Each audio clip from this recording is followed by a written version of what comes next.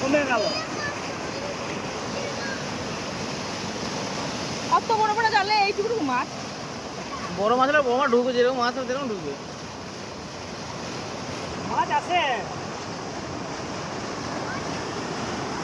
এদিন এইখানে এদিকে পেয়েছিলাম 6.5 কেজি। 6.5 কেজি রুই পেয়েছিল। তাই এটা সারা রাত থাকবে তো? মাছ পালিয়ে যাবে না তো? কালবাউস